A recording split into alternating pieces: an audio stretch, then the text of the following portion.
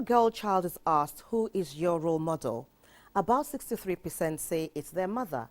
But it's no gainsaying that raising a girl child does have its share of challenges, joy, and overall fulfillment.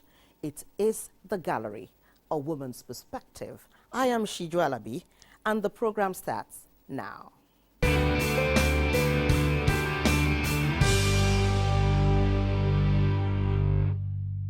Joining me on the program is Mrs. Abimbola Akinwumi. She's a retired teacher, accountant, and now an entrepreneur. Now, and as a mother and a youth counselor of many years, she is very apt to be our guest on the show today. You're welcome, Mrs. Akinwumi. Thank you very much. Thank you for having me. You are welcome. Thank you. Now, we've been talking about the program and the topic, and of course it's all about women, and of course by extension it goes on to our children. And that is why today's topic seems very apt. How often, or let me rephrase that, when a girl child is asked who is your role model, many times they say the mum. How challenging do you consider a girl child or raising a girl child? A girl is just a definition of a gender of a child. A child can either be a boy or a girl. But for the girl, if properly raised by the mom, she should indeed be a role model. And that means that for you to be a good role model for that girl, that woman must also have something good to pass on to the girl.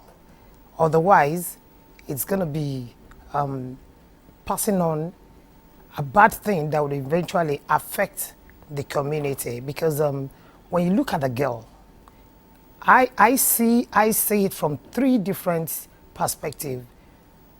How our grandmothers raised our mothers, how our mothers raised us, and how we are raising our girls. In the past, all you're out for in the life of a girl is, let me get this girl ready so that we get a good suitor for her eventually, not considering if that would be the first thing on our agenda. The day a girl was born, then the preparation starts to pass her on to the man that you may not even guarantee being well taken care of. But over time, we have come to that realization that a child should be properly taken care of, either male or female. And that means that you start with the education, ensuring that you give the girl a good platform to be her best academically, which was missing in two generations, the generation of our grandmother and even partly that of our mothers. We were just privileged to have been raised by women that had intention of giving the best to their girls, and that's why we're given the opportunity of being in school. Otherwise, I'm sure you must have heard it severally that the place of a girl is in the kitchen, which is a very, very wrong opinion, is a misconception in totality. So raising a female, a girl, now requires you putting that trust in that girl that you can be the best you can in whatever you choose to do. You can fly as high as a boy. You can be the best in any field of your choice. It's a situation whereby you want to make your girl have a better life than you had or that you have currently. And that's a lot of work. Building confidence in that child, encouraging the girl to go out there and be the best that she can be without feeling intimidated by anyone. Awesome. I think you've actually taken two other questions that I have all in one. But let me go in here. Are there pitfalls, that women, in raising a girl child, that women fall into, and should Those pitfalls, what are they and how can we avoid them? Expecting her to be like men, most of the time we focus on looks. How does my girl child look, and all that. And a resultant effect is many of the things that we see nowadays where women end up with body enhancement just because they believe that to make it in the man's world, you have to be a certain, stereotype. Let me use that. So what are the pitfalls that women should avoid in raising a girl child? Yes, the first one that readily comes to mind is to encourage the girl to love who she is. She should love herself with everything that God has given to her. She should not be afraid to show off that she's a girl. She should not feel intimidated to wear what a girl should wear. And a lot of mothers actually, talking about the pitfalls, they have the tendency of over pampering the girl, over protecting her. And what would eventually happen to such a girl is that she gets out, and at every little challenge, she's calling, "Hello, mom, this is what is going on in my life." We must raise our girls to speak for themselves, to take the world as it is, and learn to be themselves. Love your body. Start by loving your body. God does not make mistake. He made you a girl. So you should be a girl. It's good to exercise and keep fit, but not with the purpose of growing muscles. It has become a thing. Some do it with the intention of, well, let me show you, you can't intimidate me. But that's not what keeps the intimidator away. But you accepting yourself for who you are and then developing your brain. What comes out of your mouth determines what people will say or how they will react to you. So they should develop themselves mentally, develop yourself psychologically, emotionally, such that wherever you are proud to be who you are and you remain who you are supposed to be, not in a contest with any male, regardless of your field of study. You slightly mentioned something in your response earlier, so I'll just like you to enumerate on that. Would you or would you not agree that values and manners, of which some of us were raised with, are being eroded nowadays? And if yes, how can you, make that clearer? That's so true. My answer is a capital yes. I started by saying that I'd like us to look at how our grandmothers raised our mothers. Our mothers were raised to be future mothers. They were raised to cater for themselves and for their children. They were raised to be pillar of support to their children. And that's what our mothers did. But we are losing it bit by bit because we buy every comfort for them. Many girls can't cook. And do you know why? Because they can buy the food. But take, for example, what happened during the lockdown all over the world. Many of them were starving because they could not cook a meal for themselves. So we must go back to the drawing board, pick out some of the things that were inculcated in us that have made us who we are today, that you can stand and say, I can take care of myself. Many of them can't take care of themselves because you have the cook in the home doing all the cooking. You have the maid that is washing all their clothes, even to some, even their underwears. You have the driver that drives them up and down, wherever they want to go. And that is taking a lot of things from them. It's taking away their confidence in themselves. You must prepare them in a way that wherever they find themselves, they should be able to take care of themselves. So as your cook is doing the cooking, ensure your girl stands around to watch how the cook does it. So that when there's need for her to make provision for herself or for anybody around her, confidently, she wouldn't need to Google to get how to make a traditional soup that she ought to have learned from her mom. So that's a very key thing. We must encourage them to be interested in homekeeping.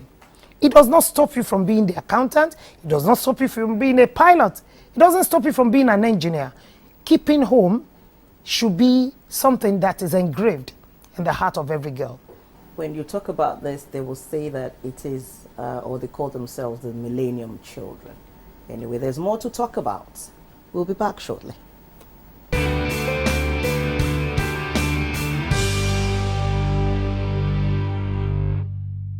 Welcome back. You're watching The Gallery, A Woman's Perspective. Our topic today is raising the girl child. And with me is Mrs. Abimbola Akinwumi, who is very, very vast in this area. The conversation continues. Now, is there a difference in raising a girl child in Nigeria as compared to abroad or any other part of the world? Is there a difference? Because we've seen some of our girls, when they're raised abroad, their makeup is sometimes slightly different from when they're raised here. Yeah, I think tradition has a lot to, a lot to do about this. We are Africans, Nigerians precisely, and we have our norms, and a lot of the norms are actually being taken out once you find a Nigerian in any other part of the world, probably because of the rules and laws and restrictions as to how you can scold a child, how you can correct a child, and that is taking away our tradition. What are the traditions for a girl? Number one, we've talked about being a good homekeeper. Number two, the language we speak, our native language, is loaded with some things. For example, if you're in Nigeria, you can't tell your mom, don't be silly. But outside you there, get a slap. Come on, girl, come on, mom, don't be silly. You get a slap. And then, yeah, hot one, a very hot one. And it won't be just one, maybe two or three. Because our culture does not permit that.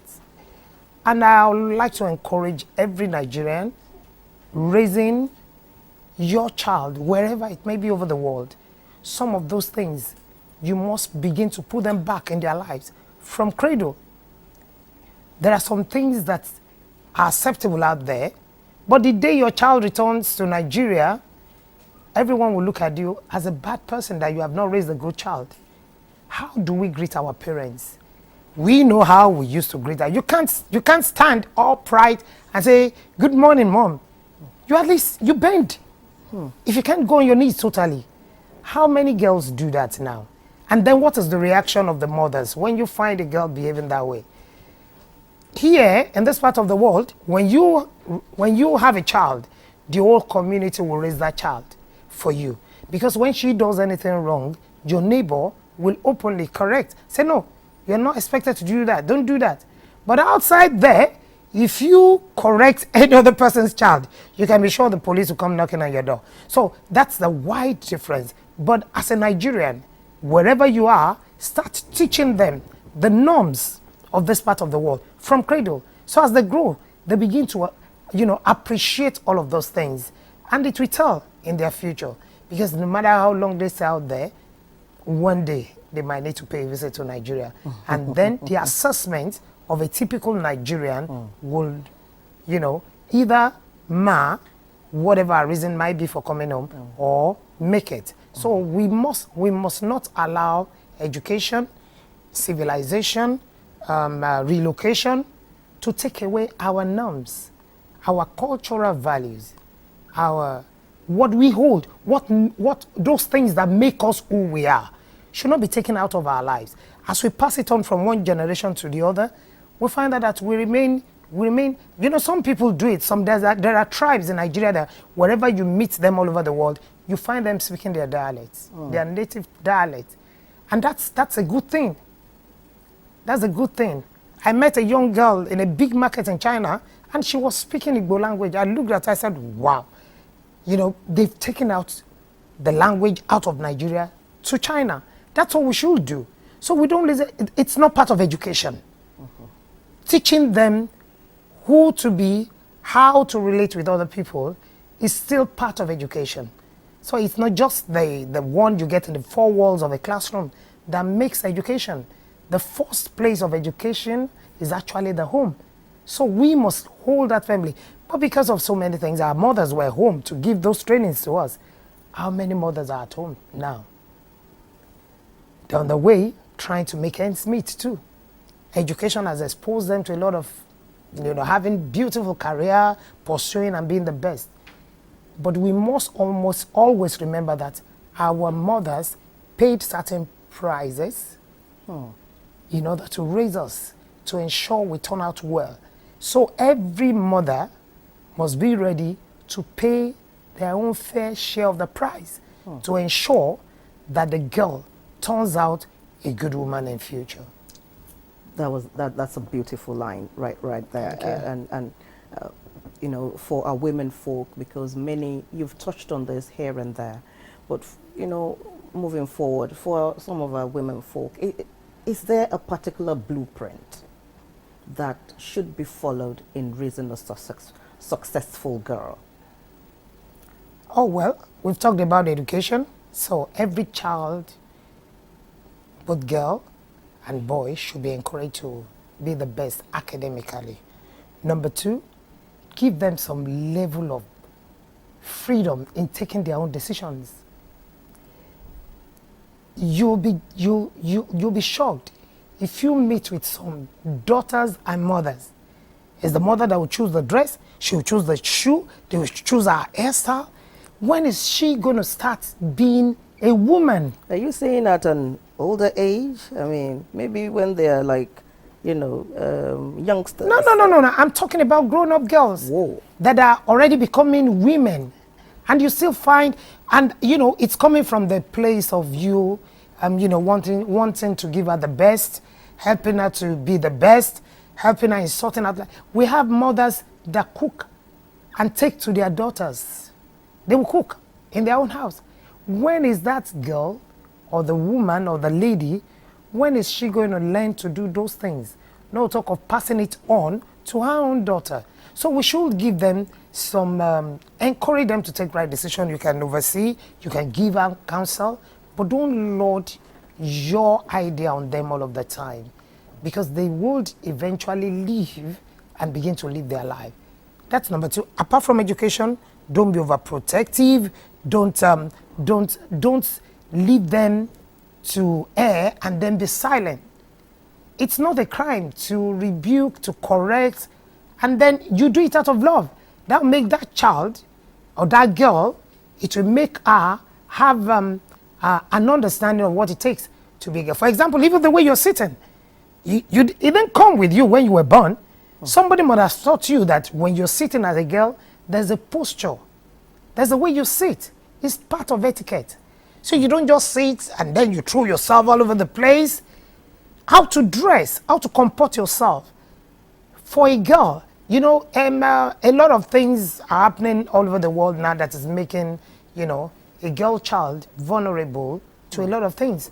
But if that girl is taught from the home how to be a good girl, you'll find out that such girls will not likely fall into the traps of those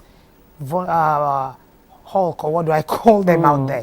So they will need to take care of, they'll know how to take care of themselves. They know how to come. For example, you find a girl that dresses carelessly, that sits carelessly, that does not know even how to converse, how to communicate with people.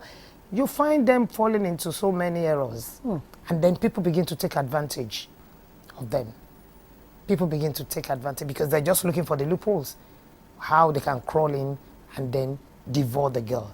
But when the girl is properly taught at home that there are some things you don't say, there are ways you don't appear, there are some clothes that are meant for the indoors, there are some that you can wear out, There's a way you sit, there's a way you carry yourself as a girl. You know, I'm happy to be a woman. It's a great thing. You carry yourself with that, you know, having the aura of being a woman all around you. So our girls should be taught to emulate, to imbibe the culture, what it takes to be a woman, what it takes to be a girl, and to be proud to be girls. There is no field that you won't find female now. It's so good. In every area, talk about the career, you find women there. And they are not just there, they are doing so well.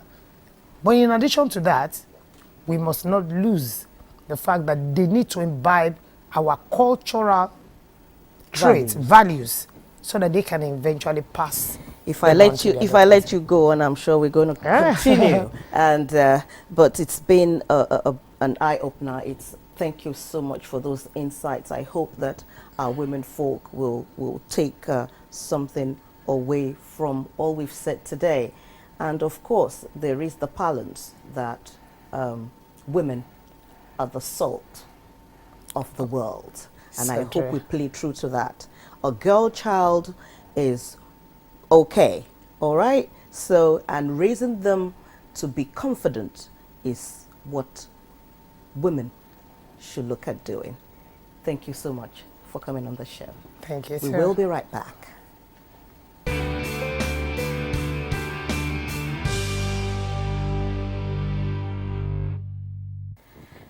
How often do you wash your makeup brushes? Tips on the etiquette corner.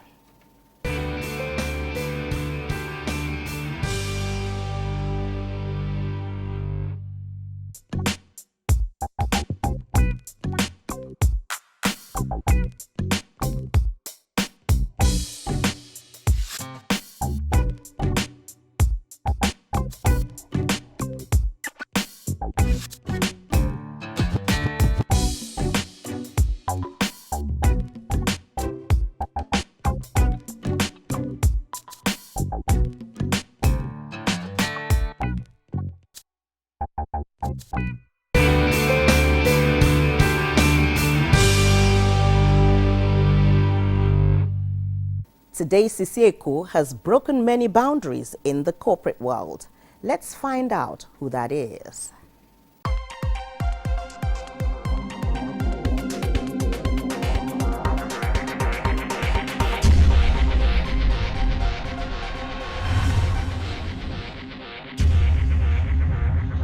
Ibukunoluwa Abiodun Awoshika, born Bilkisu Abiodun Motunrayo Omobonlanle Adekola, is a Nigerian businesswoman, a mother, an actress, motivational speaker, and an author. She currently serves as chairman of First Bank of Nigeria. Mrs. Awoshika is a graduate of chemistry from the University of Ife, Nigeria, an alumna of the Chief Executive Program of Lagos Business School, the Global Executive MBA of IESE Business School, Barcelona, Spain, and Global CEO Program of Wharton, IESE, and CEIBS Business Schools. As a fellow of the African Leadership Initiative, Aspen Global Leadership Network, Institute of Directors, and Society for Corporate Governance Nigeria, Mrs. Awoshika, through her project, aspires to use her opportunities in life to further the greatness of her dear country by raising entrepreneurs to create jobs for the large unemployed youthful population. She is a member of the Nigerian Economic Summit Group, NESG, served on National Job Creation Committee, NCJC, and sits on the International Advisory Board of IESE Business School, Barcelona, Spain.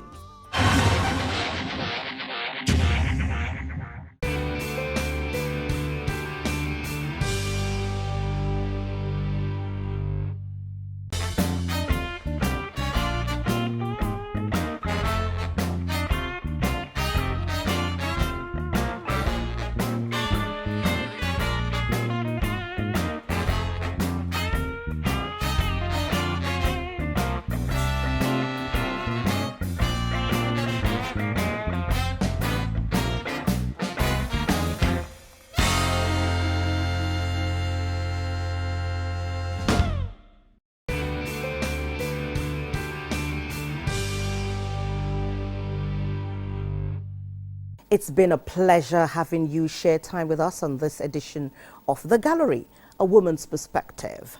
I am Shiju Alabi. I'll see you next time.